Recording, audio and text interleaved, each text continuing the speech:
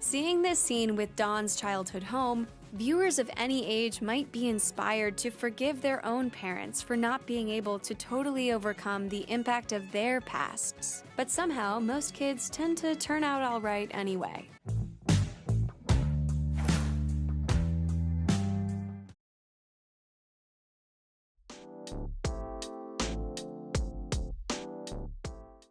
The baby boomers are not all right. Just look at Donald Trump, our parents, and the customers that ask to see the manager. But in all seriousness, I love the take and their videos about Mad Men, especially the one about Betty Draper. However, Sally's video I felt lacked a few things, so that's what this video is going to be about. How kids like Sally did not turn out as happy as Mad Men or the take may want you to believe. Before I continue, I just want to say that there are two types of baby boomers. The ones that were teens in the 60s and the ones that were teens in the 70s. For the purpose of this video, I'm only going to be talking about the teens of the 70s, as Sally and the other examples that I'm going to use were part of this demographic. The video leaves out a lot of important factors when talking about baby boomers, but that's to be expected as the video was only a character study of Sally Draper. But in reality, only the rich white baby boomers like her are the ones that are doing well. If you are born into wealth, as Mad Men shows, you are more likely to stay with that wealth for life. Sally, though born to Dawn, who's kind of a nobody, does have a stepfather named Henry, who's high up in politics, rich, well-connected, and is also the daughter of Betty, who is also very well educated and well-bred. So it's more than likely that Sally will be rich and wealthy for the rest of her life. So yes, she gets a happy ending, but we never really know what'll become of her future. It really feels like Sally's story is just beginning. Yes, at the end of the series, she's validated by her mom and becomes a very capable and loving sister. Betty and the show validate Sally for being who she is. She's often more mature than Betty, and we see her taking care of Bobby and little Jean. However, the take says that when Sally tells off Glenn for joining the war, she's being socially conscious. Think of her reaction after her childhood friend Glenn announces he's joining the army. Have fun at Playland. Just remember those kids are the same age as the ones you're going to be murdering in Vietnam. However, to me, she was just trying to get back at him because he hurt her. This reminds me of Season 7, Episode 7, Waterloo, where Sally pretends to not think that the moon landing is cool just to fit in. It's such a waste of money. You don't really think that, do you? I don't doubt that Sally may have liberal tendencies, but I think that's just in spite of her Republican upbringing. I think that her social consciousness won't really go anywhere and actually reflects a bigger boomer problem.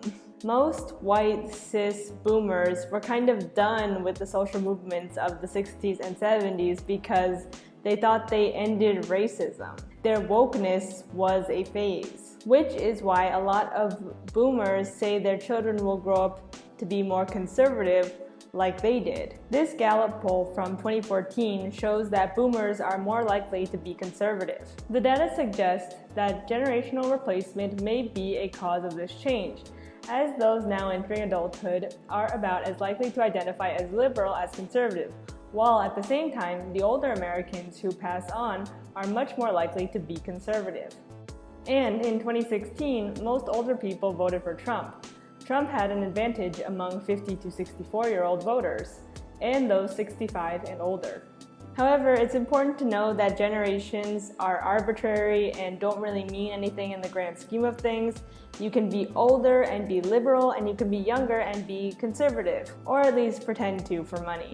But it is true that most boomers don't want to confront their privileged position in history. The author of A Generation of Sociopaths, How the Baby Boomers Betrayed America by Bruce Gibney said in a Vox interview, "I think the major factor is that the boomers grew up in a time of uninterrupted prosperity, and so they simply took it for granted." Basically, they thought that they won the civil rights movement, when in reality the fight was just beginning. The take later says that Sally had to grow up quickly because of the amount of violence she was exposed to on TV. Social turmoil doesn't allow her to be sheltered from much. She sees the self-immolation of a Buddhist monk. This scene sums up how Sally's generation was exposed to these realities very young. There was no safe space, no way of tuning out the darkness in the world. And as a result, Sally has no illusions about how things really are. However, she also saw her dad having sex with another woman and Marie giving Roger a blowjob. And what's weird to me is that the take kind of frames this in a positive light. We viewers may be seduced by the polished facade that Dawn and Betty present to the world, but Sally isn't buying it. They say that though her innocence was taken from her, it was worth it because it made her a stronger, more independent person. She sees her parents for exactly what they are, and she calls them on it. Anyone pays attention to either of you, and they always do. And you just ooze everywhere. And this certainly is important in the plot, as Sally needs to become the caregiver for her two younger brothers after her mom passes away. But I definitely wouldn't frame these events as positive or something that she needed to go through to make her stronger. The take later says that Sally is more likely to become a helicopter parent and not an absent parent like her parents were, and that she won't make the same mistakes as her mom and dad. After all, baby boomers are the generation first associated with helicopter parenting, which makes sense if you grew up with folks like the Drapers.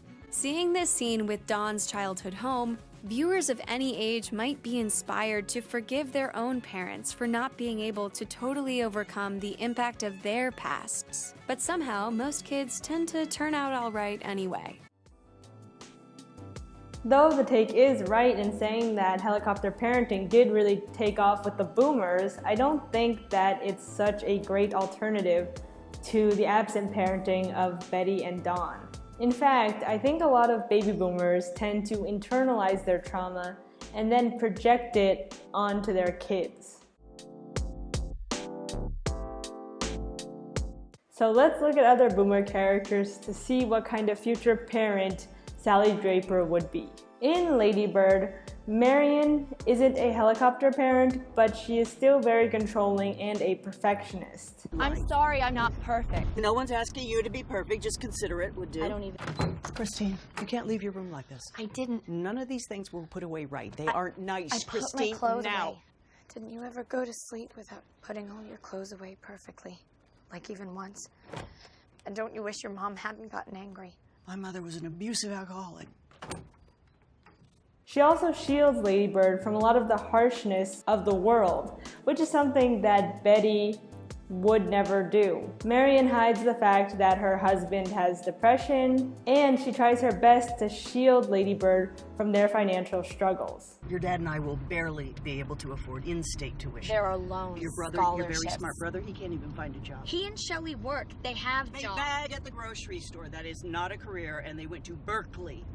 Your father's company is laying off people right and left. Did you even know that? No, of course you don't, because you don't think about anybody but yourself. Hey guys, I'm just popping on while I'm editing. It's not that Marion shields Lady Bird from their financial realities and their financial struggle. It's more that Marion pretends or denies Lady Bird other options for college besides in-state because she's afraid of losing her. Because her identity is so tied up in her daughter that her going to the East Coast is unthinkable, even though there are options to get her there. And that's really what I wanted to say. Not that Marion shields Lady Bird from their financial struggle, because she doesn't. It's more that Marion doesn't even want to let Lady Bird think that she could go out of state, because Marion is so afraid of losing her, and she's so insecure about her parenting. She's so insecure about being a mother. That's really what I was trying to say.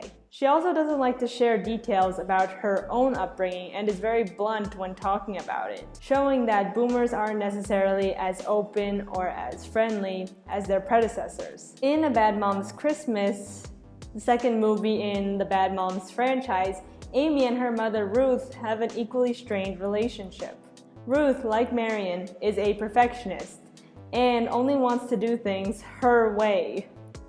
Ruth comes to town, ignores all of her daughter's wishes, and instead wants to throw a huge elaborate Christmas party in order to show the world how much she loves her daughter and her grandkids. But to Amy, this is like a slap in the face, as if she's not a good enough mom for not putting in the same amount of effort that Ruth is. With the help of Amy's father, Amy realizes why Ruth is the way she is, and that is because Ruth's own mother never loved her. Hey guys, it's me again. The audio from Bad Moms isn't working, so because there's no audio, I'm going to just read the script. I think it's really important, so just bear with me and thanks for understanding. How do you take it? Take what? Living with mom. She's so bossy and controlling, and oh my god, she's so vain. I mean, she spends all of her time creating this perfect image of herself, just so she can lord it over other people. Sweetie, your mom isn't vain. Oh, come on, Dad. She wears a princess outfit at least once a month. You're probably never gonna believe this, but your mom is the most insecure woman I've ever met. My mother, Ruth Redmond. She never shows anyone but me. But beneath that tough exterior is a scared little girl whose mom never really loved her. Oh, come on, Dad. You know your grandmother. She makes your mom feel worthless every single day of her life. That's why it's so important to your mother to make every little thing perfect. It's not because she's vain. It's because when someone tells her that she's got the most amazing Christmas tree on the block, it makes her feel for just a second like she's not worthless. Like she's actually good at something. Like she's loved. Why did she take it out on me then? Because you know what she's most insecure about? Being a mom. So that's why Ruth needs to show off in order to validate her family and validate her parenting and validate herself. So in the end, Amy forgives Ruth and Ruth apologizes. So maybe this is just a mom and daughter thing. As much as we don't want to become our parents, we become them anyway. Though Lady Bird and Bad Moms 2 both have happy endings, they both show that helicopter parenting is not the way to go. The take frames helicopter parenting as being a step up from being an absent parent, but I don't think it is. A red flag of helicopter parenting, as seen from moms like Ruth and Marion, is that your kids become your identity. And this is something that Betty and Dawn never had a problem with. Betty has all the help she needs and does whatever she wants, even with the kids in the house. She might have a fever. Ow! Stop pinching me! And we don't even know that Dawn has kids until the very, very end of the first episode. Their kids have no bearing on their life whatsoever. Boomer parents like Marion and Ruth have their identity so tied up in that of their kids that they barely have an identity outside the lives of their daughters. They're so worried about if they're doing the right thing that they don't even take the time to actually listen to their kids' wants and needs. Helicopter parents see their children as extensions of themselves, as mini-me's. And this is incredibly damaging because no kid will ever live up to their parents' expectations. And that's what gives us this very memorable line from Lady Bird. I wish that you liked me. Of course I love you. But do you like me? I want you to be the very best version of yourself that you can be. What if this is the best version? Another negative aspect of helicopter parenting is not giving your kids privacy or independence and basically seeing them as property.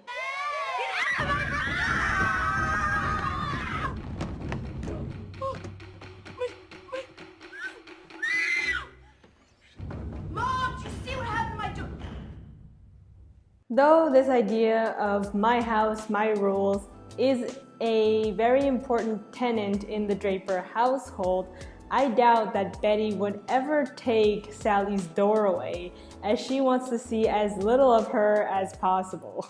Some might even say raised by TVs. You two watch TV or something. Go watch TV. Can I go watch Shirley Temple's storybook? Yes. She doesn't believe me that I'm allowed to watch as much TV as I want because it's the summer. Your mother let you do that? So let's talk about how race and class fit in with helicopter parenting, as Sally and Mad Men only really give us a glimpse into what it's like to be rich and white. Basically, you can't be a helicopter parent if you're not rich. How are you supposed to send your kid to piano lessons, horseback riding lessons, and soccer games without a bunch of help and a bunch of money? Though I would consider Marion from Lady Bird a helicopter parent, she is poor and therefore she cannot be watching Lady Bird's every move as she has a full-time job. The film also takes place in the early 2000s when free-range parenting was still a thing. On the other hand, Sally, like Ruth from Bad Moms, will never be and are never strapped for cash. Therefore, I'm sure that Sally would grow up to be more of a Ruth and be a very successful helicopter parent. Other baby boomer parents like Lori Loughlin and Felicity Huffman went so far in their helicopter parenting as to bribe their child's way into elite universities and then end up in court for it, but not jail. Most parents can't afford to bribe their kids' way into an elite university, but a lot of parents do spend money, time, and effort trying to get their kids a better future. An immaculate heart is already a luxury. Immaculate fart? You wanted that, not me. Miguel saw someone knifed in front of him at Sac High. Is that what you want? The majority of parents who can't afford to enrich their child with extracurriculars are single parents, especially single moms and single parents of color, who are constantly shamed for not being able to provide for their children. This is perfectly exemplified in the case of Tanya McDowell, who recently went to jail for trying to send her child to a better school district, as well as Kelly Williams Bolar, who was sentenced to 3 years of probation in 2011 for doing the same thing. In all, helicopter parenting is not the solution for absent parenting. Baby boomers fucked up the economy and still can't own up for all of the legislation that they created that hurt marginalized groups for decades. But on a small family scale, all is not lost for Sally and the boomers.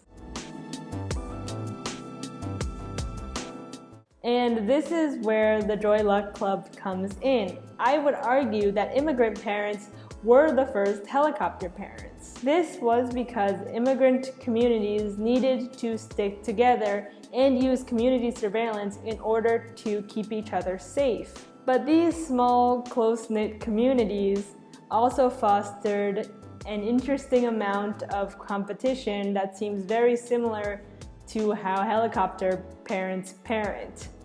And this is because for many immigrants, their children are extensions of themselves and represent all of their hopes and dreams, as the Joy Luck Club opening so eloquently puts it. For a long time now, the woman had wanted to give her daughter the single swan feather and tell her, "This feather may look worthless, but it comes from afar and carries with it all my good intentions." And this can be perfectly illustrated in Waverly and Lindo's relationship. Though Lindo isn't a boomer, she sure parents like one. Mrs. Chu, ni hao. Oh, you know my daughter? Waverly Chong, chess champion. Smart girl. Bye. Bye-bye. I wish you wouldn't do that, telling everyone I'm your daughter. What do you mean? You're so ashamed to be with your mother? It's not that. It's just that it's so embarrassing. What? That's all. Embarrassed you be my daughter? That's not what I said. Then what you say? Look at me. Look at me. Why do you have to use me to show off? If you want to show off, then why don't you learn to play chess? This, of course, leads to a huge rupture in their relationship. But after Waverly becomes an adult, she's finally able to voice her frustrations to her mother. You don't know the power you have over me. One word from you, one look, and I'm 4 years old again, crying myself to sleep.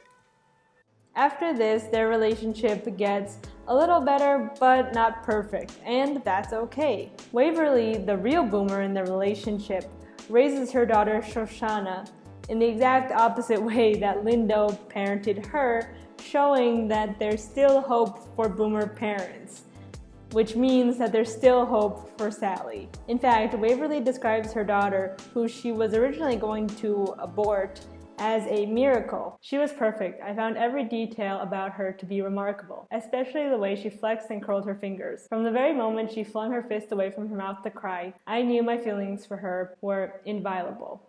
Because of Waverly's immigrant upbringing, she needed to prove herself as different from her mother, and by doing so, she becomes a better parent. So I think that Sally could have a similar trajectory, especially since she knows about Dawn's upbringing.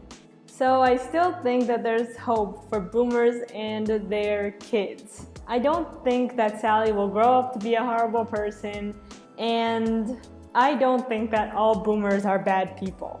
But in order for boomers to be alright, we, the kids of boomers, need to talk to them, to tell them how we feel, and make them listen to us for a change.